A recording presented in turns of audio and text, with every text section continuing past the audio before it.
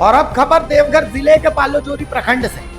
अब इस खबर को आप देखिए तो आप समझ लीजिए कि झारखंड में आदिवासियों की स्थिति क्या है। भले दावा किया जा रहा है कि राज्य में अफवाह सरकार है, लेकिन स्थितियां आपको समझ में आ जाएगी। एक अदद मनरेगा योजना जो कि स्वीकृत हो चुकी है, लेकिन उसके लिए भी एक आदिवासी लाभुक से मुखिया 50% राशि की डिमांड कर रहे हैं कि वो आप मुझे चढ़ावा चढ़ाइए, तब जाकर के आपको बाकी पैसे मिलेंगे। जी हाँ, असल में मनरेगा योजना सिर्फ नाम मात्र की बनकर रह गई।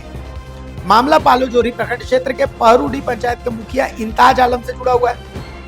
शुक्रवार दिन के करीब 11:30 बजे के आसपास की घटना बताई जा रही है। पिछले 2021-22 के वित्त वर्ष में मनरेगा के तहत आनंद मरांडी ने डीसीपी जैसे मनरेगा योजना को स्वीकृत कराया। इसके बाद पंचायती राज अधिनियम के तहत राज्य में पंचायत चुनाव हुआ और पहरूडी पंचायत के मुखिया के रूप में इंताज आलम नए मुखिया बने। कार्यभार भी संभाला। कार्यभार संभालने के कुछ महीने बाद उनसे मनरेगा योजना को लेकर लाभुक आनंद मरांडी उनसे पहुंचे तो मुखिया ने कहा कि भाई 50% रकम दे दो और बाकी का मजदूरी बिल भुगतान हम कर देंगे, नहीं तो 1 रुपया नहीं देंगे, जो करना है कर लो। ये कह के पंचायत भवन से उसे बाहर भगा दिया।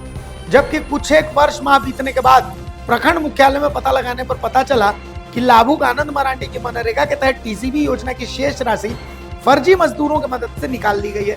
जब इस पड़ताल को लेकर फिर से लाभुक आनंद मरांडी पुत्र श्याम सुंदर मरांडी के साथ उनके आवास पर पहुंचे कि अपनी शेष मजदूरी की राशि का भुगतान दे देने के लिए, तो फिर से वही रवैया अपनाते हुए दोनों बाप बेटा को शुक्रवार को करीब 11:30 बजे के आसपास उनके साथ बदतमीजी करते हुए जाति सूचक गालियों के साथ साथ उन्हें अभद्रता पूर्वक उनके मारपीट और धक्का देकर घर से बाहर निकाल दिया गया, जिसको लेकर दोनों पिता पुत्र ने देवघर के कुंडा थाना पहुंचकर अपनी आप बीती सुनाई और लिखित आवेदन देकर न्याय की गुहार लगाई। वहीं लाभुक के पुत्र श्याम सुंदर मरांडी ने कहा कि वो साइबर से संलिप्त और दबंग किस्म के व्यक्ति हैं। उन्होंने धमकी भरे लहजे में कहा कि तुमको देख लेंगे, तेरा हिसाब बहुत जल्द होगा। वहीं इस तरह की धमकी से परिजन भयभीत नजर आ रहे हैं। अब सवाल ये है कि SC/ST एक्ट का गठन क्यों किया गया है?